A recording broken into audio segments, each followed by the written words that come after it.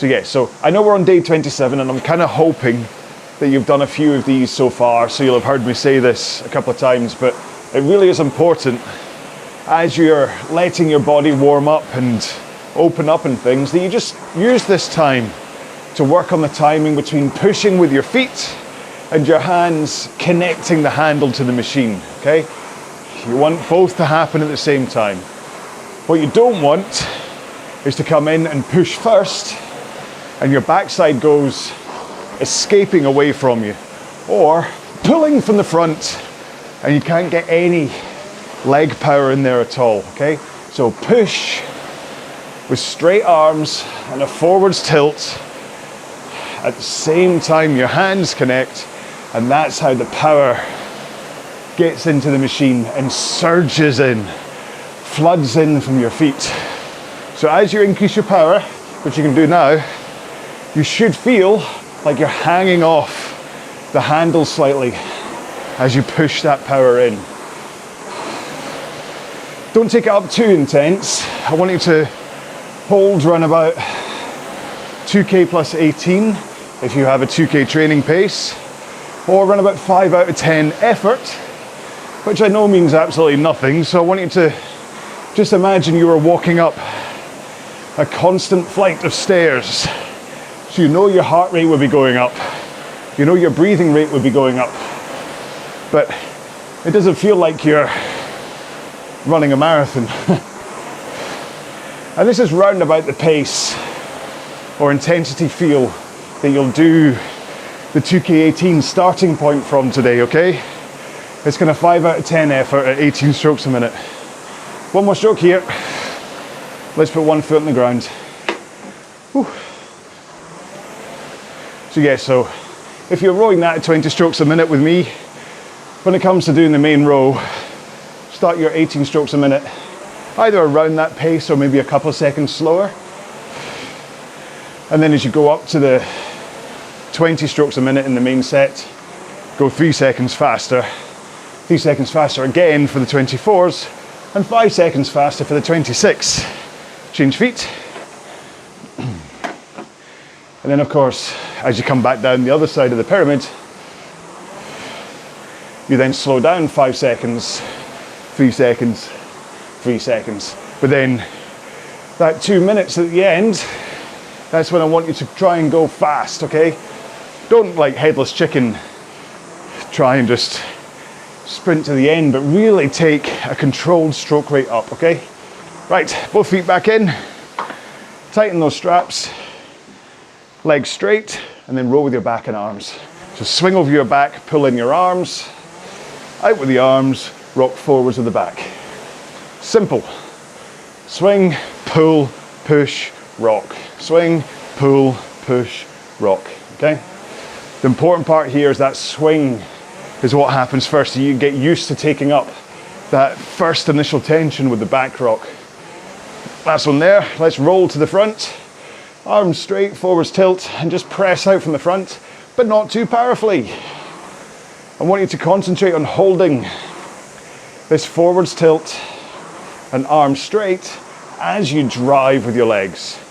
And I want you to think about that timing too, but really concentrate on holding this position for as long as possible as you push in those legs. Resist the urge to swing your back too soon, and certainly resist the urge to pull from the front, okay?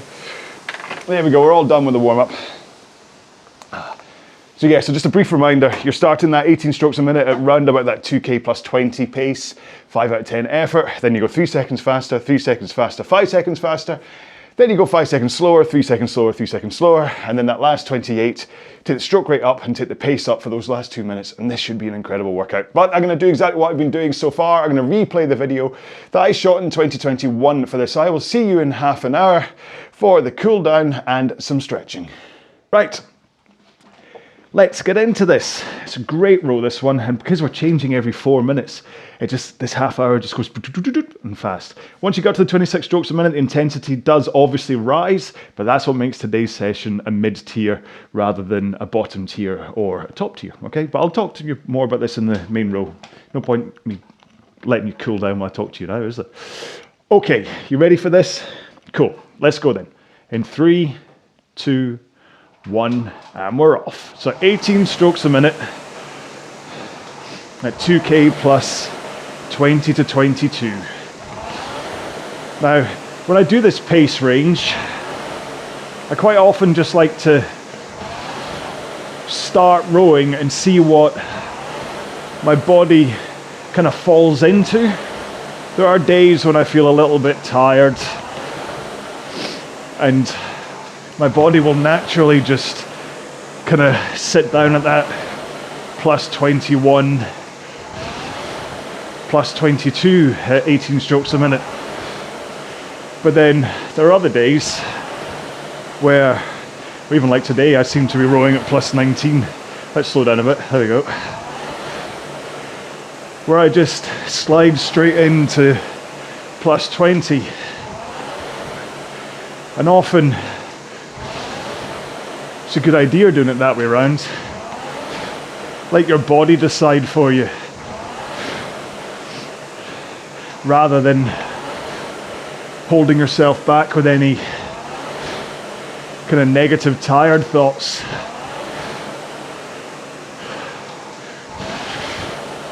It's kind of rowing sometimes can be as much mental as it is physical when it comes to intensity. To be honest, I don't think that's particular to rowing. Even in the cycling world, it's like 10% legs, 90% brain sometimes. When the intensity gets up, then you look and think, crikey, I've still got 40 kilometers to go or something. In a weird way, when it comes to cycling, it's easier when you're out on the road because you literally have to get home. Whereas in the world of online racing, doing the Zwift thing that I do, if I'm not feeling it, I just have to climb off my bike and walk straight back into the house again. But then that's why I started rowing, and in the first place was to stop cycling outside. That would have me out on the road for like 3-4 hours at a time. Once the kids came along, I'd rather spend more time with them. So, got a rowing machine, can come out onto this and within half an hour give myself just as good a workout as a 4-hour bike ride.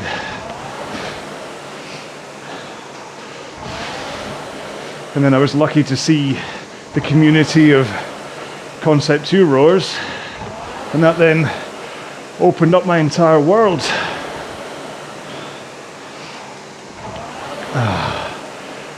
Right, in 5 strokes time, we are going to do our first increase. This is a big one. 5 seconds increase, 22 strokes a minute after this stroke. You ready? So a bigger push from the legs will help to give you a faster drive phase, and then if you just mirror that drive phase in terms of your arms coming back away from you again, so you finish, pull in the arms and then send them straight back out again. That will help with the rhythm to increase your stroke rate. I talk about ratio quite a lot, where you want your drive phase to be twice as fast as your recovery. And so that means that when you put in more of a push from your legs and you have a faster drive phase, then your recovery phase needs to increase too.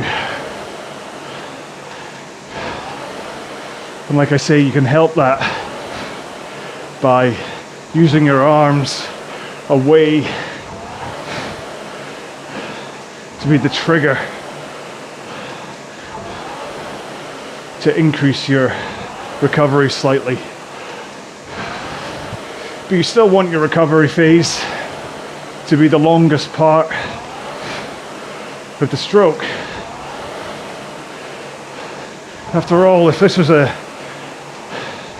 half hour at 20 strokes a minute, then you'd be doing 1 second drive and 2 seconds recover. Which actually means for a half hour row at 20 strokes a minute, you're actually only working for 10 minutes of the row. The other 20 minutes is spent in the recovery phase. And as long as you let that phase be about recovery, then you should be able to keep that rate and intensity up there. Okay, so we're into the last minute of the 22s, and then we'll go up to 24.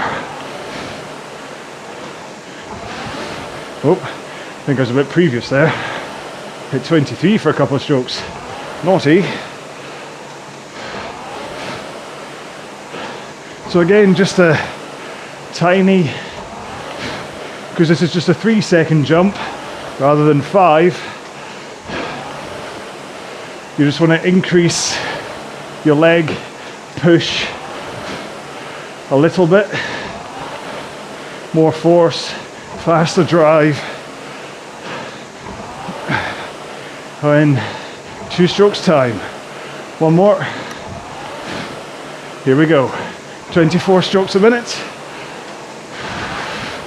You should just feel the rhythm of your stroke increasing a little bit. And you'll hear the tone of your rowing machine increase due to the faster pace. Intensity wise, starts to get up there a little bit now. 24 is still a very, well, for me anyway, 24 strokes a minute is a lovely stroke. Something's happening to my microphone. Come on. Oh, I'm sitting on the cable, that's what it is. Sorry.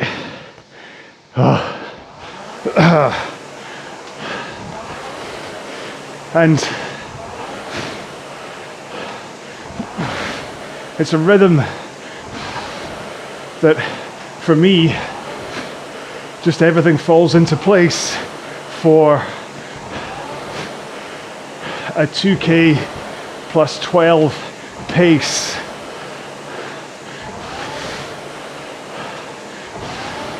Which is what I've come down to with the pace increases across this row. Says he as he slips a couple of seconds.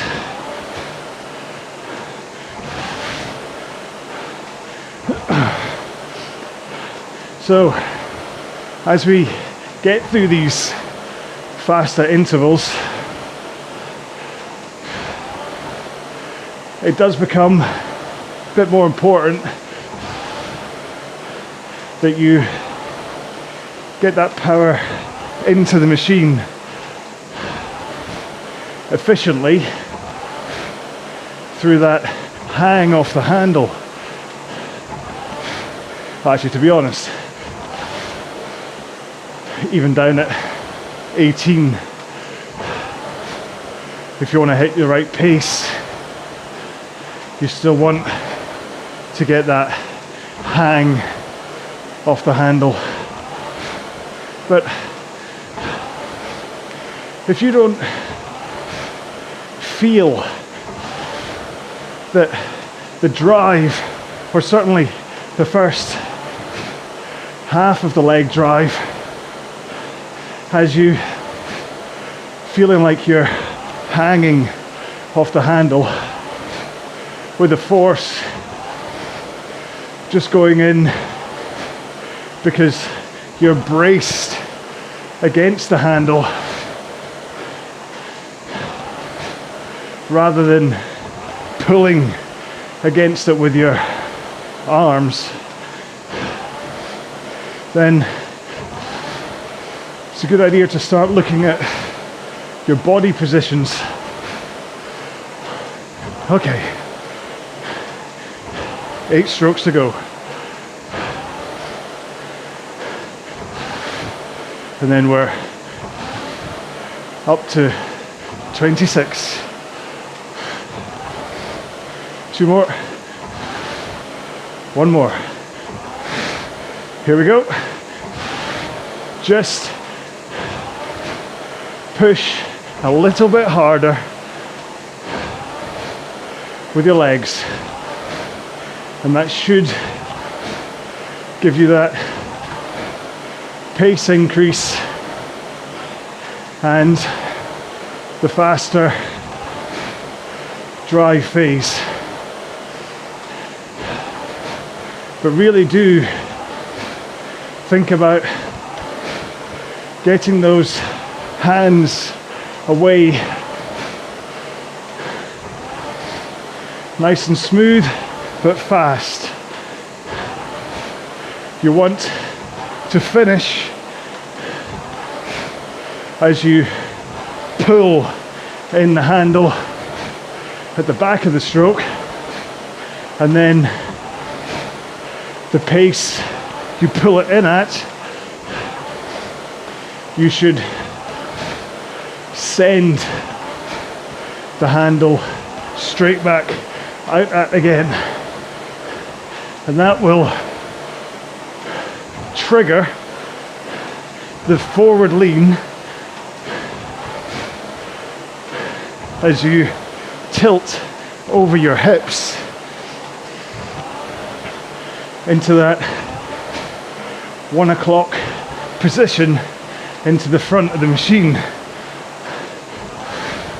But then only when the handle is past your knees and you're in that forward lean do you finally bend your knees to recover to the front of the machine. 2 minutes to go on this one. So the intensity for these 26s is certainly up there, but it shouldn't feel like anything that you can't complete. This is what I call performance endurance. This isn't one of the low pace, low rate fitness core foundation building paces. This is about endurance at increased intensity. I still wouldn't say it's necessarily hard shit, because it's only 4 minutes. But if you were to give it another 2 or 3, the intensity would probably get to a point where you do need to concentrate in order to hold the pace. However, there's only 15 seconds left, and then we slow down to 24. 2, 1, here we go. 24 strokes a minute. And 3 seconds slower than you were just rowing the 26s. If possible, you want to hit the same pace for the 24, 22 and 18 that you did on the way up the pyramid. Just hang in there and you will feel it get slightly easier as you go through these 4 minutes. And then the 22s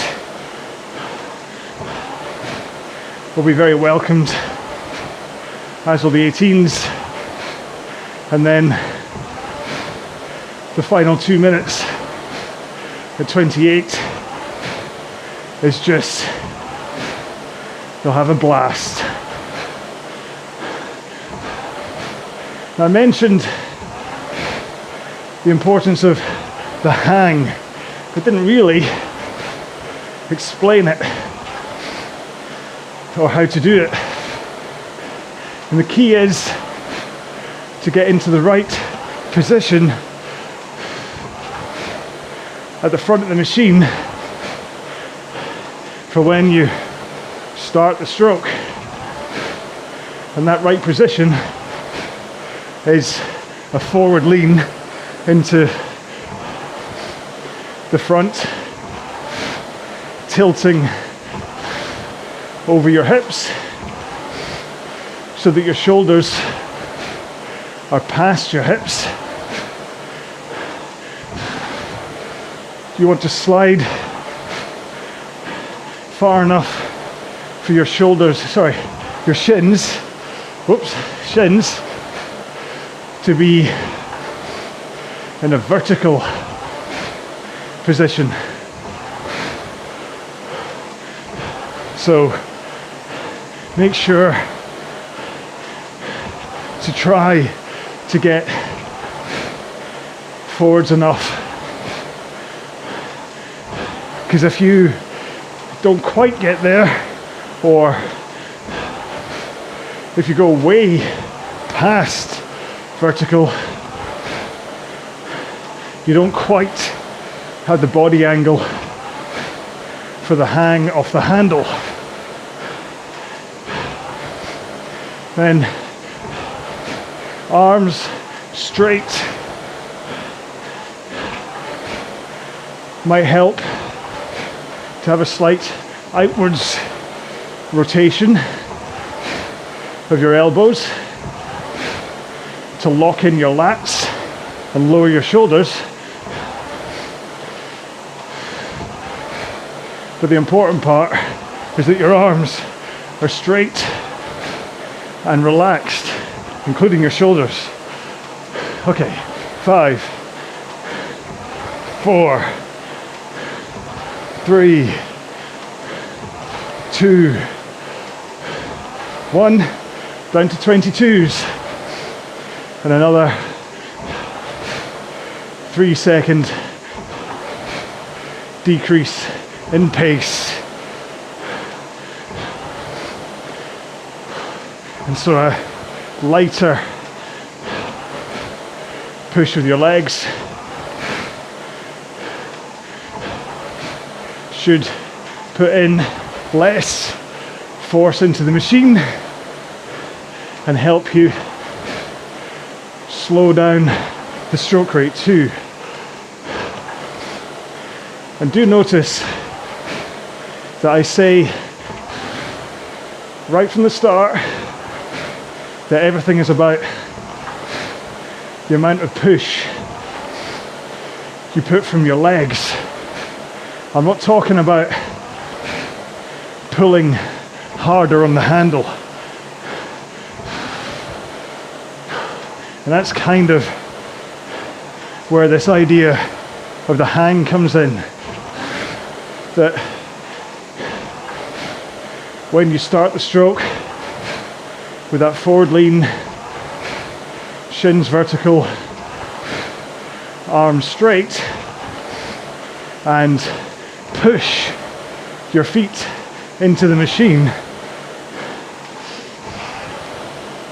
you hold that forward lean and straight arms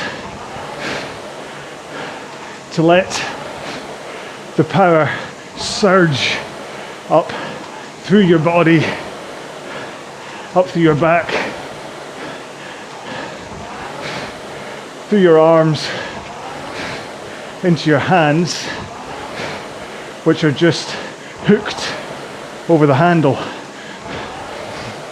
And so all you're doing is bracing your hands against the handle, and the way the flywheel or water wheel works, it turns because of that force, and then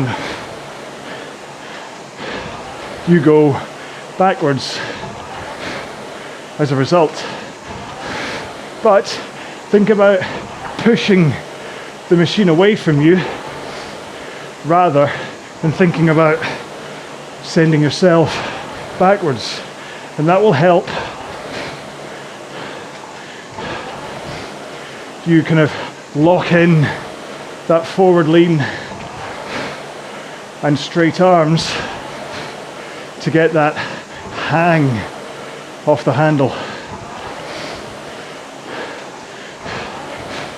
And what happens with the arms is that the more power you put in from your legs, the more you are braced against the handle for that hang. And so that braced power, when you come into a finish at the end, because the tension's up there, more power means a more powerful finish with the arms. You don't really need to think about the arms adding in power. 2 strokes. 1 more. Down to 18s. And 5 seconds slower. So this one takes you right back down again.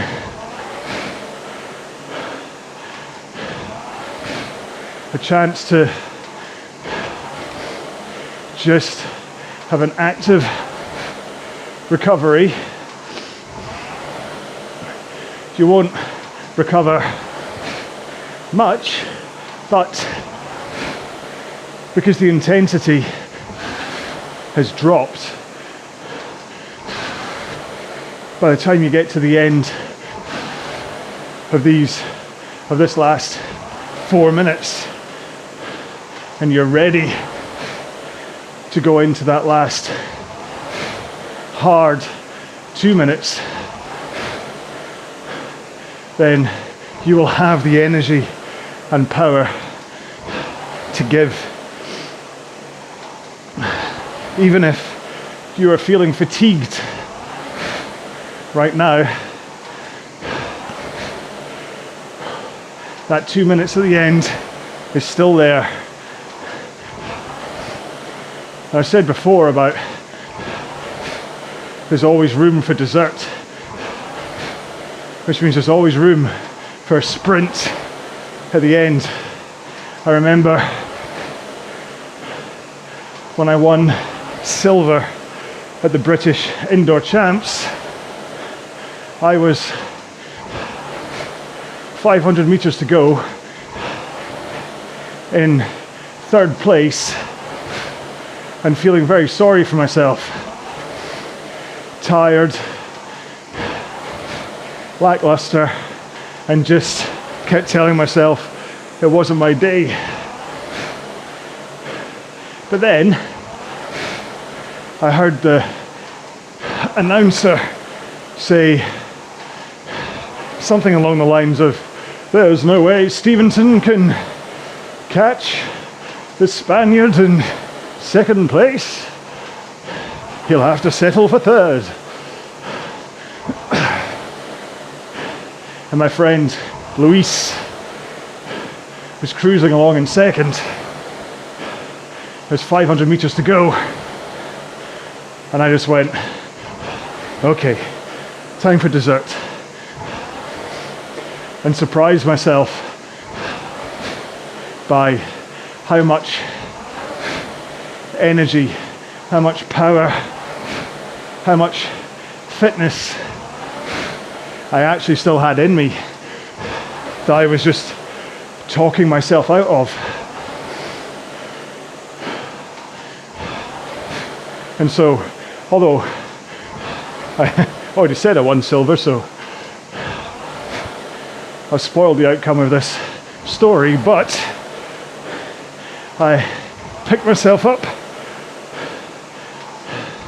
went hard for that last 500 meters, flew past Luis and took silver. There's a guy called Timothy Mail who won gold, who is streaks ahead of the rest of the field that day, so all of us were racing for silver. Right, so time for dessert in 3 strokes time. 2, 1, here we go then. 28, so really get that power from your legs into the machine, push hard with the legs, hang off the handle. Have a powerful finish with the handle, and then send it straight back out again in the same pace you brought it in at. I'm sitting at 2K pace.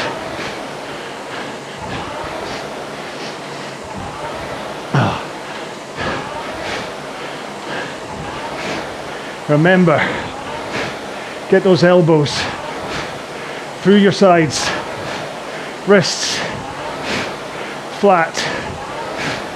Let your arms naturally rebound after the pull in.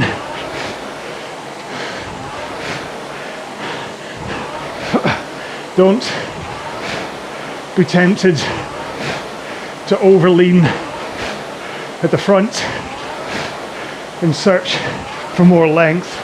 Just keep 1 o'clock, 1 o'clock, 11, 1, 11. Here we go. Big finish. Keep your rate.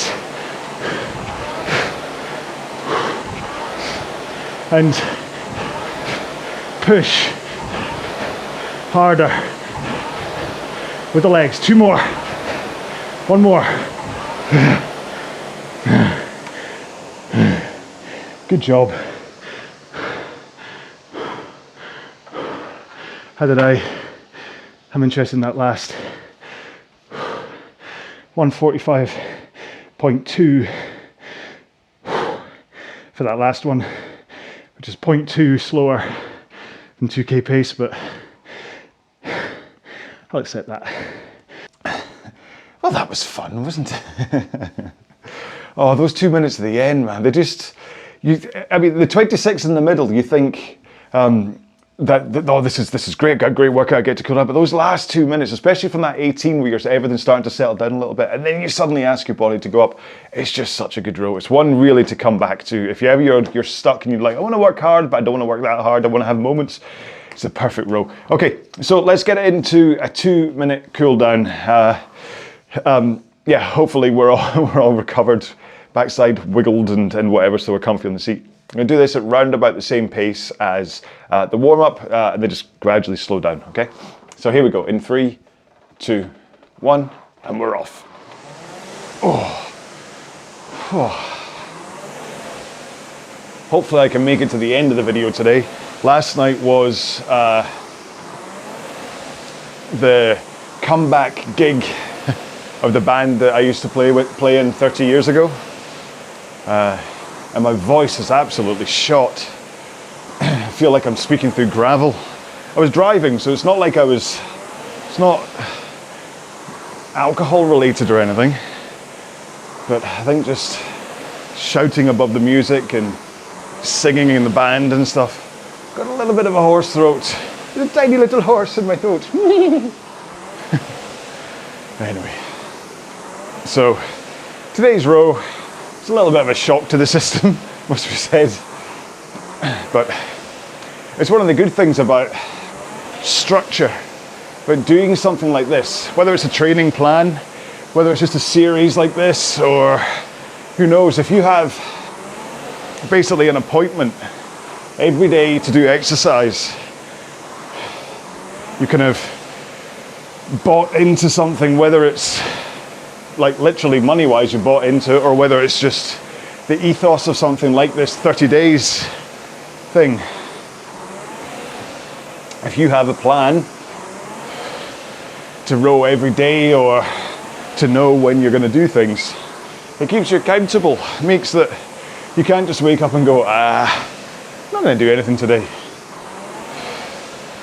Accountability is a huge part of improvement. That's why coaches are really valuable from a hands-on point of view. I know I do this all as a kind of a one-sided YouTube thing, but that's why I've got the Facebook group and things, so you can post your results, ask, and look for that added seed of motivation, really. Because I'm there answering stuff, so feel free to join in. Right, cool down is done. You of course don't have to stop cooling down. You can continue if you wish, or you can join me for some stretching. If you don't have time to stretch, then please at least take a moment to stretch your quads, hamstrings and glutes when you get a chance, but not in the shower, please, because I don't want you to go whoosh and fall over and hurt yourself. Nobody wants that. Or if you have time, there he is, Stretchy John with his I wish you'd smile. He'll take you through some guided stretching if you have space for a stretching mat, or I can take you through some if you don't have space and you need to just sit on the machine and do some stretching. So put your feet back in the plates, straps a little bit loose so you can put your toes up against them, okay? Legs straight, hands in the air, fold forwards. Yeah, and that should give you that nice, you should feel that kind of stretch going all the way up through your hamstrings and kind of ending up in your backside. If you feel it like kind of under your knees, or if you're feeling it in your, weirdly, if your calves, then something's really wrong. Yeah, then just shift your body position. Maybe you've rounded yourself down. Maybe you're not kind of, your toes aren't coming back on the straps, because that does make a difference. If you have your toes pointed forwards, then suddenly it's like down the front of your shins that get stretched doing this one, rather than, well, your hamstrings still get a little bit, but certainly if your toes are back, it stretches, especially like your sciatic nerve will get a nice stretch from here, especially if you tuck your chin down as well. And that really, with the toes back and your chin down, that really elongates your sciatic nerve, and it's a good stretch for that. But be careful, because you don't want to mess around with your sciatic nerve, trust me. So let's do glutes next. One leg up on the rail, bring one foot over it, so that the heel is on the crook of your knee, and that knee, the other knee you bring across your body so you have a straight line between your face, your knee and your foot. Hold it in place with your other arm. You can use the back of the machine for a little bit of stability as you then rotate round, and then that kind of spin with holding this knee in place should give you a really nice stretch in your glutes. If it doesn't, something's wrong. There's an angle or a force somewhere that you're not quite getting right, whether it's even just holding this knee in place that's the cause, because if you let that go loose, you'll lose the stretch in the glutes. So you need to feel that's like up nice and primed, and that twist of the body just helps a little bit too. Just kind of, well, I'm guessing the twist obviously pulls the glute round slightly to help with that stretch up and round. Let's change legs, and I'll be rude and face away from you for a while. So exactly the same thing, just different legs. And then rotate. Yeah, and that should give you a nice stretch on the other side. I always feel like I'm a little bit lost for what to say when I do this side, because I can't look at you. And it feels terribly rude. I could sing, but you don't want me to sing. I could tell you a joke, but I can't think of I can't remember what the Halloween jokes, the good ones were. I know I had one that I was quite happy with, but I can't remember what it was. No, sorry. So it shows, so what are we, the 27th of November right now? So that's almost 4 weeks. Is it 4 weeks exactly?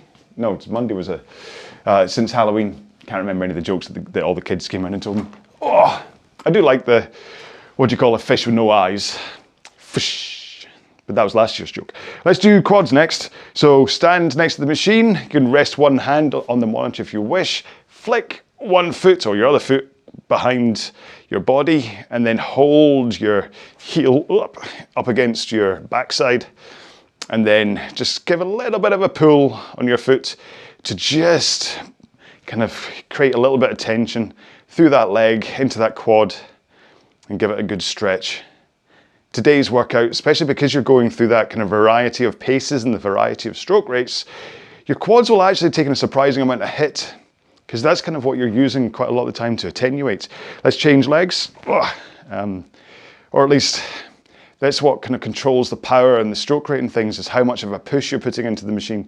So quite often, because you're changing things up that way, the muscles don't get a chance to properly settle in, because you're changing every 4 minutes. So that's why something like this can sometimes feel surprisingly tough. You're like, actually, it wasn't that hard on paper, so why was it so tough? And it's because you're going through this kind of variety of different efforts. That's why even things like the 18 strokes a minute and 20 strokes a minute, alternating them every couple of minutes, is really valuable, because your body doesn't get a chance to just kind of settle in and get used to it. Oh, right. Okay, let's move to hip flexors next. So one knee on the ground, am I right? Yep. The toes on the foot behind, you want to put them on the ground so your heel's up in the air. One foot in front of you with your knee above it, so you should have like a 90-degree angle, both legs. And then for the hip that has the knee on the ground, just push that forwards. Okay, and find a point, like push it enough forwards with a good posture.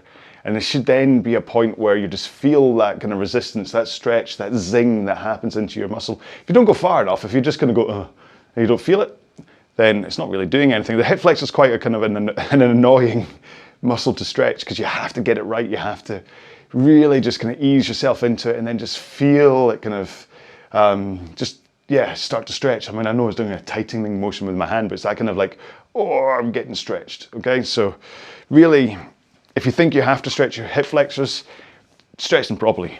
Okay, so same thing, other leg, good posture, just ease forwards. And again, there's a certain point when I do this where I just feel it open up. I feel it just go, it's like I'm moving and then it just goes vroom, and I just feel that hip flexor go, no, now I'm stretching, okay? Not in a pain way. It's really hard, like the sensation of stretching is really hard to describe, but you can just feel as you move, and it's all about all the muscles are moving, and then it just goes, and now I'm stretching. There you go, that would be my yoga voice if I was a yoga teacher. Hang on, I'll do it. I invite you to join me as we stretch our forearms.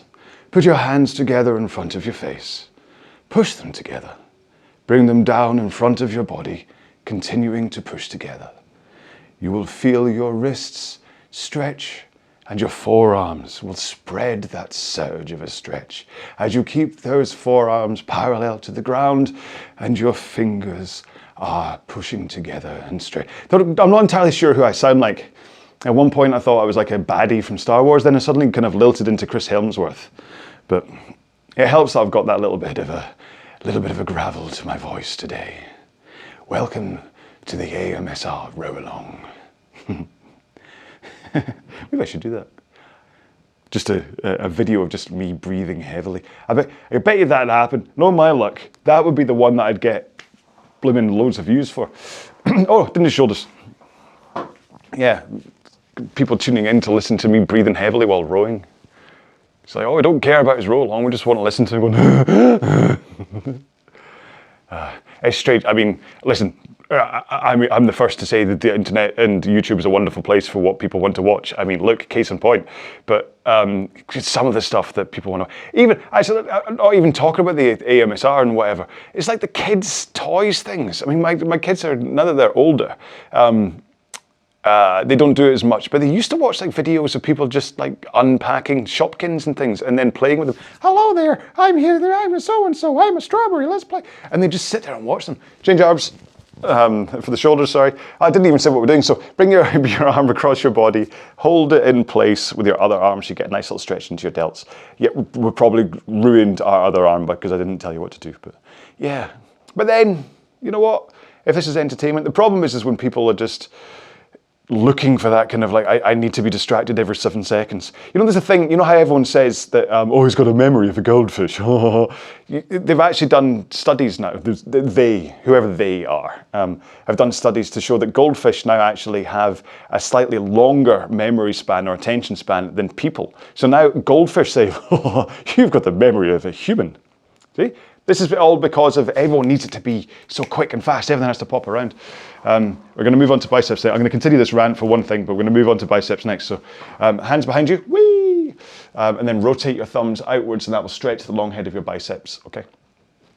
Yeah, I've noticed certainly over the past, say 10 years or so, making TV programs where everything has had to be quicker and faster and louder and you can't hold anything anymore, or at least for the big high-end stuff you can, but for the kind of, say, daytime telly or whatever, everything has to just really rattle along really fast to try and, because people are just so scared of the attention span of a viewer, so everything has to kind of like, it has to have music, it has to have voiceover, it has to blah, blah, and so blah, blah, and it has to just kind of tumble into people because at the risk of people changing the channel.